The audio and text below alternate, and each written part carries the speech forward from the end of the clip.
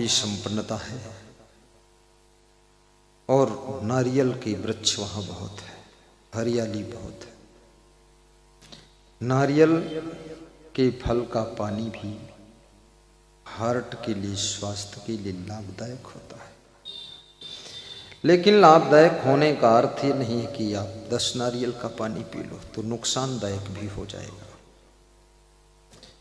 किसी चीज की अति आपकी क्षति करती है, दुर्गति करती है।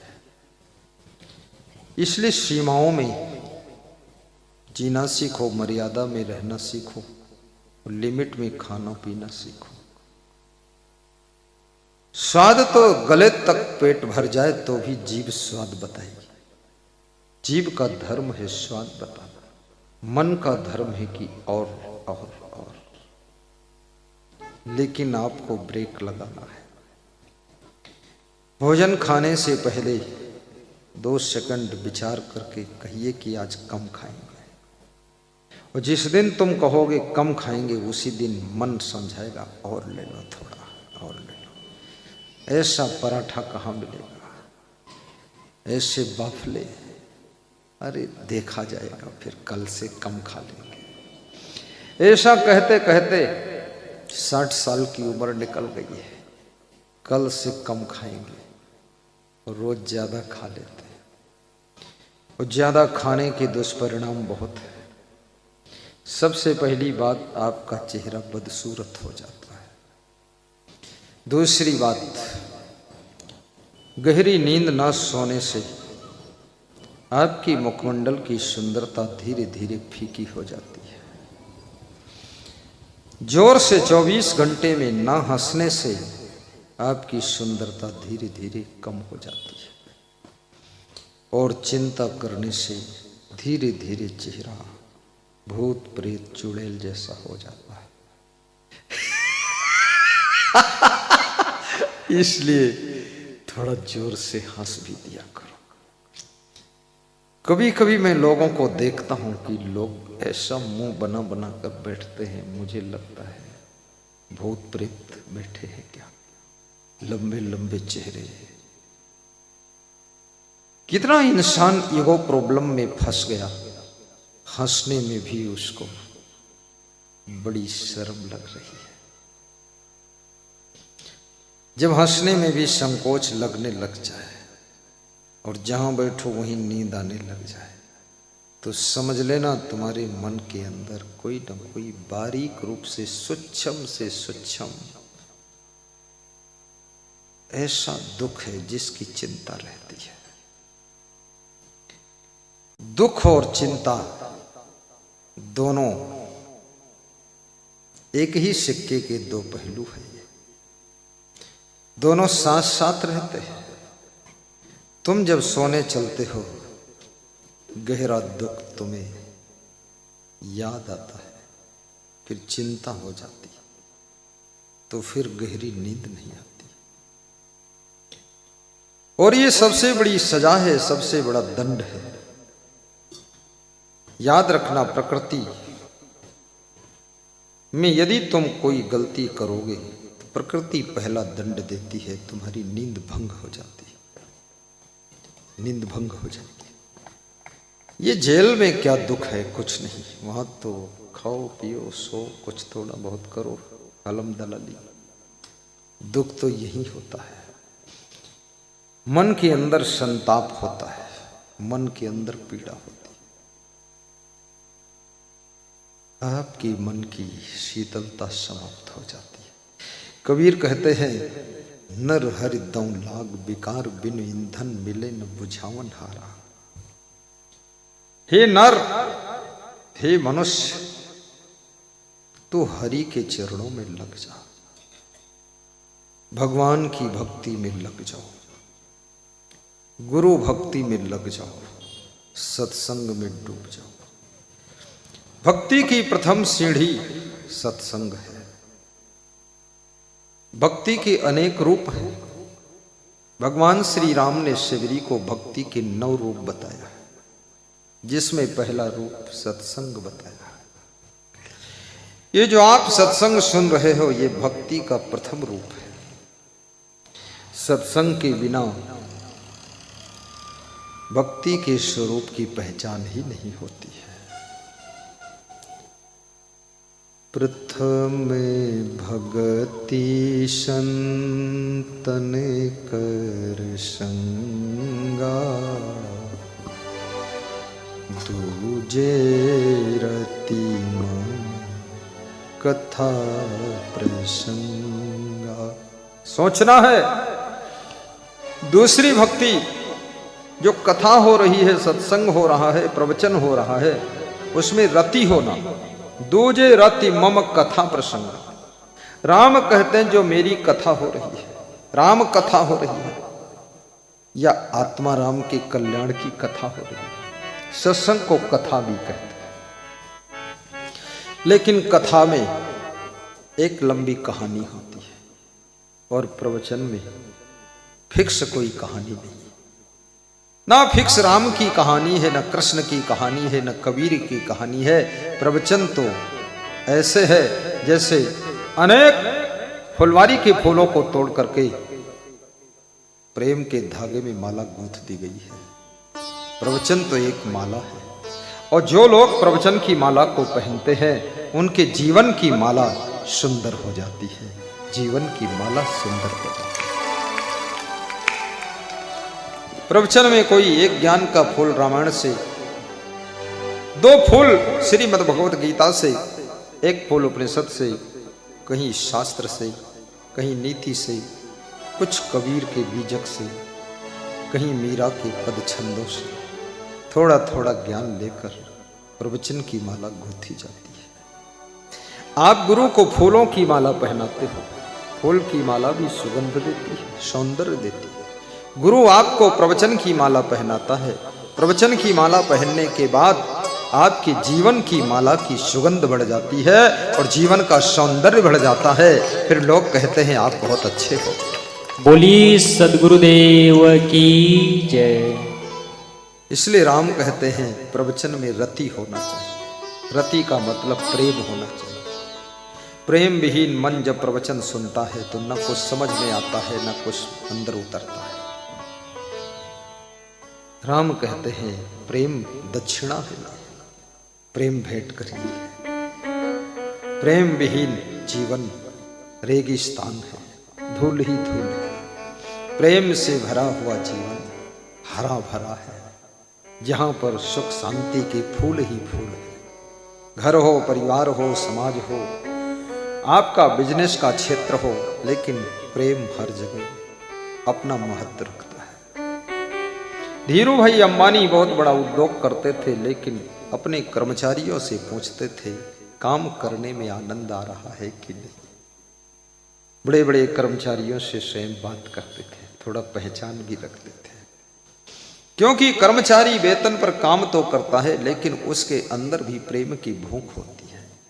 हमारे पास में कई कर्मचारी हैं, छुट्टी पर घर जाते हैं, बहुत जल्दी वापस आ जाते हैं। एक कर्मचारी से मैंने पूछा तुम इतना जल्दी वापस क्यों आए?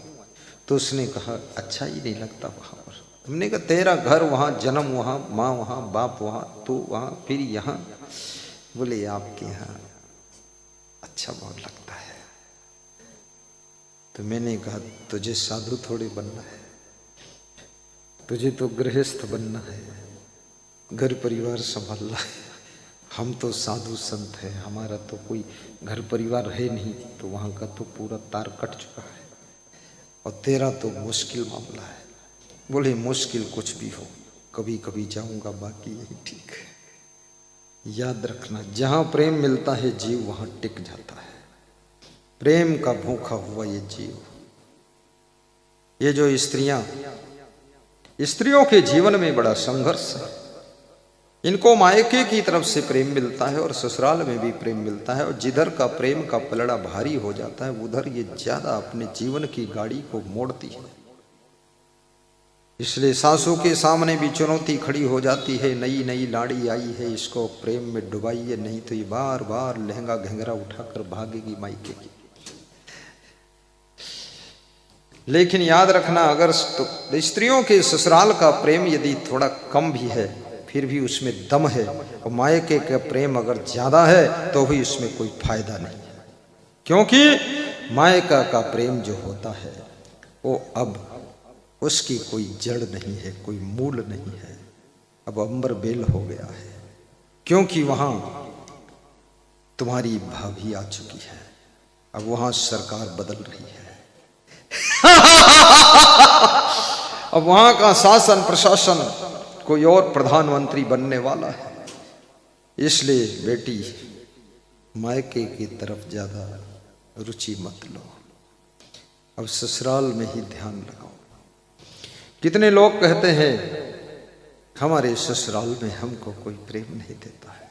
याद रखना, प्रेम के योग्य बनो, दुनिया में हर व्यक्ति तुमसे प्रेम करेगा। मैं हांगकांग गया था तो वहां एक सोफा पर बैठा था मैं, दो व्यक्ति अपरिचित आए, मैं नहीं जानता था, बोले मैं आपके साथ में फोटो खिंचाऊंगा। हमने कहा आप कौन है? बोले हमने टीवी में प्रवचन सुना है आपका, और जिंदगी में सोचा नहीं था हांगकांग कभी आओगे। तो मेरा तो मैं हंस करके बोला, हमने कहा आइए आइए तुरंत फोटो हो जाए, हाँ ये जरूरी काम। फोटो खिंचवा दिया, खुश हो गए, बहुत प्रेम किया। प्रेम करने वालों को प्रेम मिलता है, द्वेष करने वालों को द्वेष मिलता है, गुस्सा करने वालों को गुस्सा मिलती है, और गम खाने वालों को गम खाने वाले मिल जाते हैं। इसलिए प्रेम के सागर तुम बन जाओ, पूरा घर प्रेम का समुद्र हो जाएगा। अधिकांश लोग सोचते हैं हमारा पति खूब प्रेम करे। पति के प्रेम की चिंता छोड़िए। फौज से एक व्यक्ति रिटायर होकर आया, 1 साल घर में रहा, उसकी पत्नी बहुत दुखी हो गई।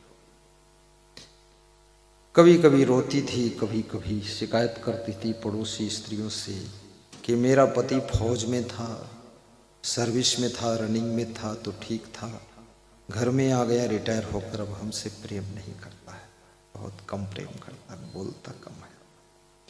जो बहुत बुद्धिमान पति होते हैं वो पत्नी की बात को कभी काटते नहीं हैं, और जो बात वो कहती है देखकर मुस्कुरा देते हैं। ज़्यादा बात करने की हिम्मत उनकी नहीं पड़ती है, क्योंकि जैसा मैटर है चलने दो, ज़्यादा सुधारोगे तो गड़बड़ भी हो सकता है। बहुत दुखी हुई, पड़ोस की स्त्रियों ने कहा नदी किनारे एक धोनी बाबा रहते हैं, धोनी वाले बाबा, उनके पास चलो, वो दुख मिटा देते हैं। जितने लोग गुरु के पास आते हैं, दुनिया के सताए जीव यहां सीने से लगाए जाते हैं। दरबार में तेरे सदगुरु के दुख दर्द मिटाए जाते हैं। धोनी बाबा के यहाँ जब वो स्त्री गई, रोने लगी कि मेरा पति अब मुझसे प्रेम कम करता है। धोनी बाबा भी होशियार था, ज्यादातर बाबा बड़े होशियार होते हैं। बाबा होना ही कठिन है, अब अगर जरस होशियारी कम हुई तो बाबा फिर ढाबा बन जाएगा। बाबा लोगों को बहुत सावधान रहना चाहिए। देखिए जो आप बने हो यही बने रहो। आप क्या हो ये तो सोचो, अपने जीवन में एक बार विचार करना चाहिए, मैं कौन हूं। तो बाबा ने कहा कि आपका पति प्रेम कम करता है तो मैं एक ऐसी दवा दे सकता हूं, मंत्र जो ठीक हो जाए। बोले दे दो। बोले एक सिंह, बाघ, शेर का एक बाल ला कर दे दो, बाल, बस फिर मैं ऐसा मंत्र पढ़ दूंगा, तेरा पति तुझसे बहुत प्रेम करेगा। वो स्त्री खुश हो गई, कोई रास्ता तो निकला, है तो कठिन, बाघ का सिंह का बाल लाना कठिन है, लेकिन है तो रास्ता। घर आती है, विचार करती है, फिर वो जंगल की ओर जाती है। और जब जंगल में पहुंची तो शेर दहाड़ा जोर से दौड़कर भागकर गांव वापस आ गई। ये बहुत कठिन काम है। प्रेम तो प्रेम रहेगा, सिंह ही मुझे फाइनल कर देगा। ये धोनी वाला बाबा, इसको बुद्धि विवेक नहीं। अरे इसको बाल भी मांगना था तो गाय भैंस का बाल मांग लेता, पूंछ का बाल ही चाहिए ना, मेरी खोपड़ी का बाल ले लेता, 10-20 दे देती। ये सिंह का बाल मांग रहा है। ऐसे बाबा हो गए, देखो क्या बात करता। फिर बाबा के पास पहुंची, बाबा बाल चाहिए ना आपको, तो सिंह का बाल क्यों मांगते हो? गाय भैंस की पूंछ का बाल मांग लो, मेरी खोपड़ी का बाल लेना अभी ले लो, आप मंत्र पढ़ दो। महात्मा हंसा, बोला अरे बड़ी तर्कशास्त्र है तेरे पास। ऐसा है, सिंह का ही बाल चाहिए, शर्त, कंडीशनल। वो स्त्री फिर दूसरे दिन हिम्मत करके जंगल की ओर जा रही है। मन में सोच रही क्या करूं। जंगल में गई, डर तो लग रहा था, लेकिन आज कुछ सामान लेकर गई है। हमेशा तरकीब से काम हल होता है, इस बात को याद करना। आप सोचें कि अकड़ से, जिद से, हट से हम जीवन की सफलता को छू लें, ये संभव नहीं। तरकीब ढूंढिए, फार्मूला ढूंढिए, सूत्र ढूंढिए, किस चाबी से कौन ताला खोलेगा, ये थोड़ा विचार कर लीजिए। तो कुछ सामान लेकर वो स्त्री गई और मानव के शरीर की सुगंध, गंध मांसाहारी पशुओं को बहुत जोर से आती है, और मानव का मांस बहुत टेस्टफुल होता है। इसलिए याद रखना, मच्छर भी मैंने देखा है, मच्छर भी जितना मनुष्य का खून प्रेम से पीता है उतना दूसरे प्राणियों का नहीं पीता है। और मच्छर भी मैंने अपने आश्रम में देखा, जितना मेरा खून प्रेम से पीने की कोशिश करता है, साधुओं का नहीं पीता है। मेरे पास आ जाता है, कहीं पैर में काटता है, कहीं कुछ करता है, किसी की पीठ पर बैठकर मेरे कमरे में आ जाता है, 1-2 मच्छर आ जाते हैं। और वे जब दांव पाते हैं तो मेरा खून लेते हैं। मैंने कहा तू डॉक्टर है क्या, इंजेक्शन से निकाल कर ले राजा को चेक करना। बहुत खतरनाक है मच्छर। मानव का मांस, मांसाहारी पशुओं को बहुत स्वादिष्ट लगता है, उनको एक विशेष प्रकार की गंध आती है।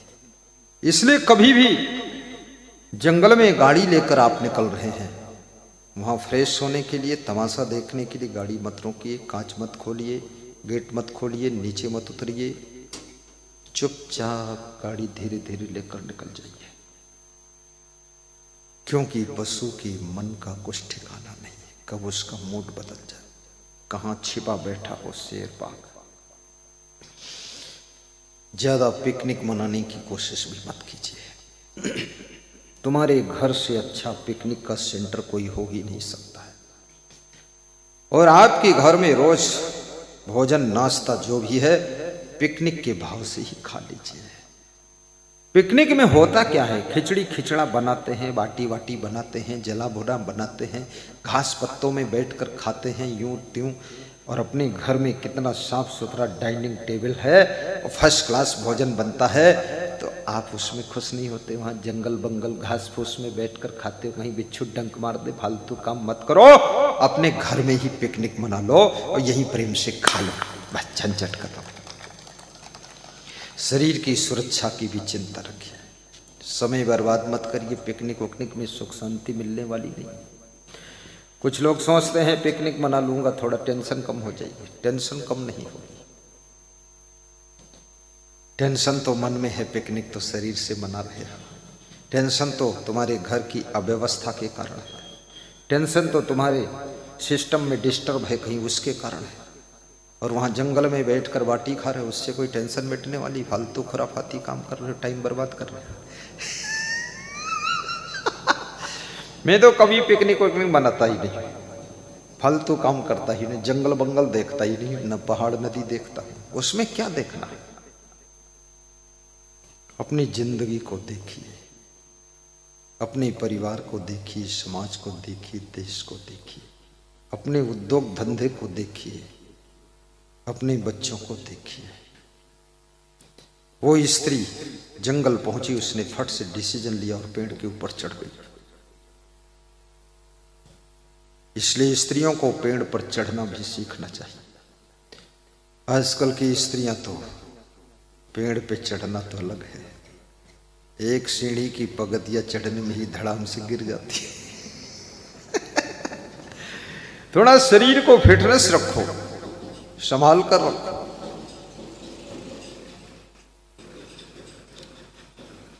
स्त्री होने का अर्थ ये नहीं है कि आप अपने शरीर की फिटनेस को बिगाड़ रही है। शरीर जब ज्यादा बढ़ने लग जाए तो अपनी खुराक कम कर देना।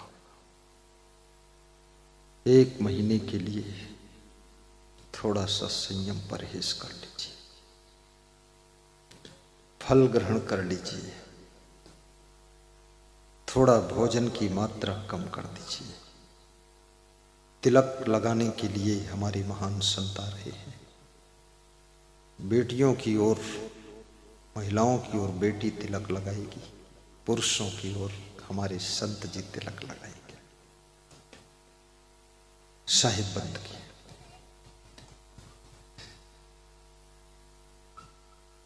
शेर आ जाता है, उस स्त्री के शरीर की गंध को पाकर आता है, जोर से दहाड़ता है। वो स्त्री एक टुकड़ा पेड़ के ऊपर से मांस का गिरा देती है नीचे। मांस के टुकड़े को पाकर के शेर प्रेम से खा रहा है, और शेर ऊपर देख रहा कि दूसरा टुकड़ा भी आ जाए तो ठीक है। दूसरा टुकड़ा भी गिरा दिया, शेर पूंछ हिलाकर खा रहा है। तीसरा टुकड़ा गिराया, शेर अपने कान भी हिला रहा है। और जब पशु पूंछ हिलाने लगे तो समझ लें कि ये प्रेम में प्रभावित हो चुका है। और पशु जब कान हिलाए और कूं कूं करने लग जाए कुछ आवाज ऐसी, तो समझ लेना अब तुम्हारे प्रेम का वो भूखा है। पशुओं को भी जब प्रेम की भूख होती है तो उनके हाव भाव, क्रियाकलाप कुछ ऐसे दिखते हैं।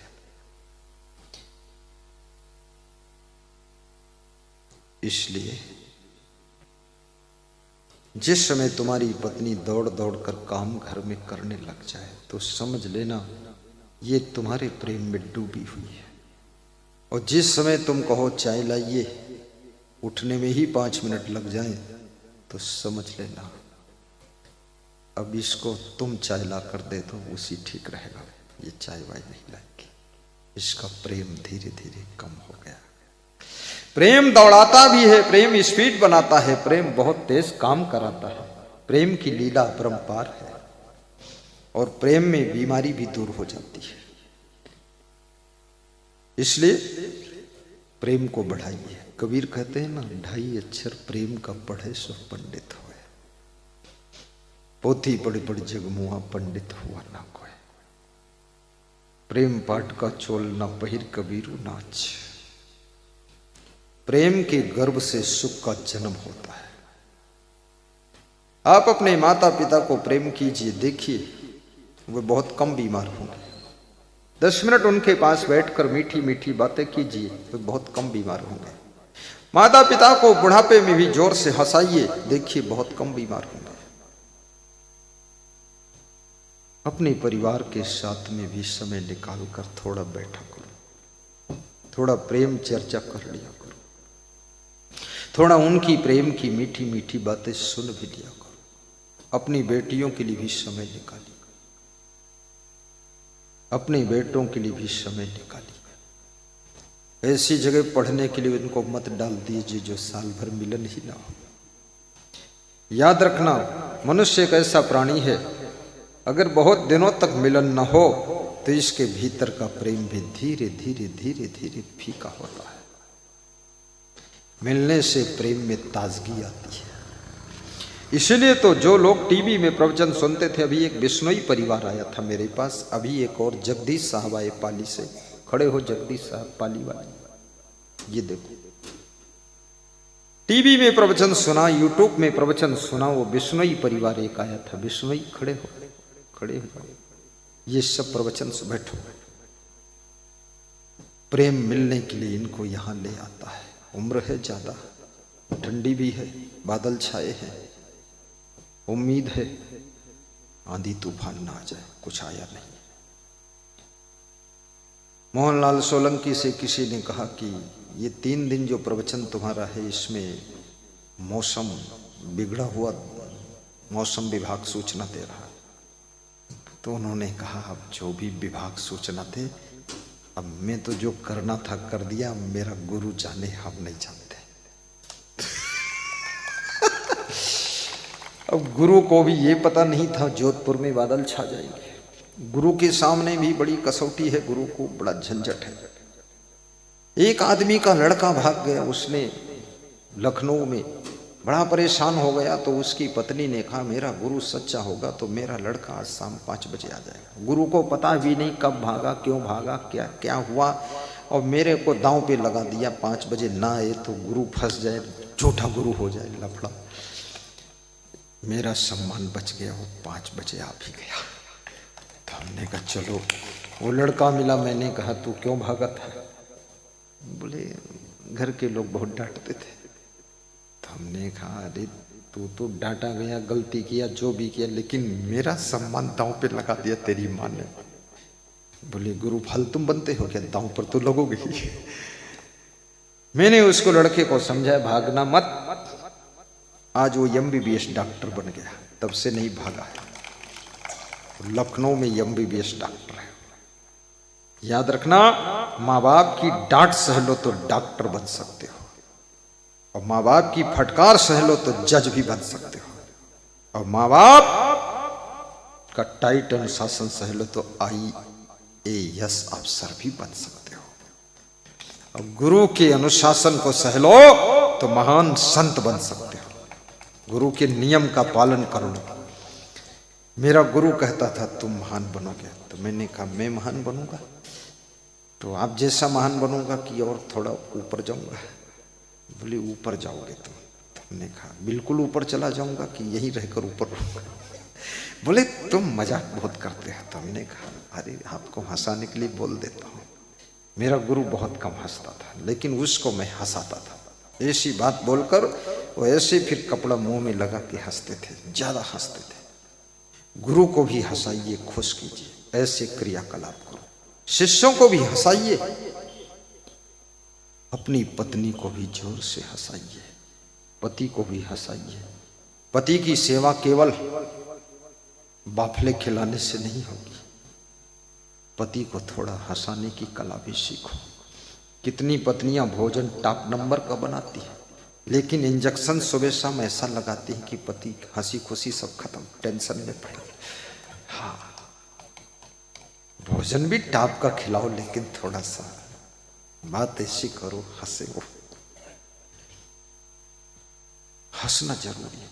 जिस घर में पति पत्नी हंसते हैं, पिता पुत्र हंसते हैं, साथ साथ और सास बहू हंसती है, याद रखना उस घर में लक्ष्मी की कमी नहीं रहती है, और कोई भी लक्ष्य अधूरा नहीं रहता है, बड़े बड़े लक्ष्य पूरे होते हैं। भाई भाई भी थोड़ा आपस में हंस लिया करो। भगवान राम का स्वभाव देखिए, दुख सुख तो उनके जीवन में बहुत आया, उनके जीवन में तो इतना दुख सुख आया है जो कि आपके जीवन में आ जाए तो तुम तो आत्महत्या ही कर लोगे। रोज भगवान की पूजा करते हो, सीखते धेला भर नहीं हो। भगवान से सीखो ना। इतने दुखों के बीच में जिसको मुस्कुराना आता है उसी का नाम भगवान राम होता है, भगवान राम होता है। बोलिए प्रभु श्री रामचंद्र की जय।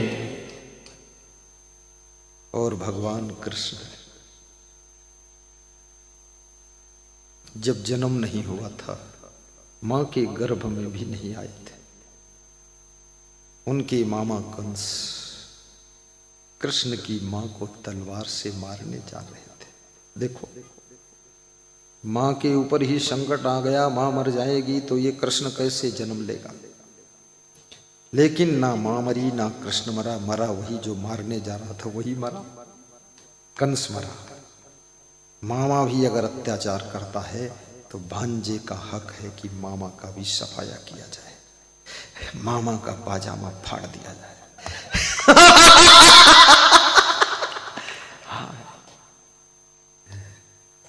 ये कैसा मामा है जो गड़बड़ मचा रहा है। भगवान कृष्ण ने मोह के टुकड़े टुकड़े कर डाले कि मैं ना मामा का हूं ना नाना का हूं, मैं तो नीति पर चलने वाले लोगों का हूं। ये मेरा मामा अनीति कर रहा है।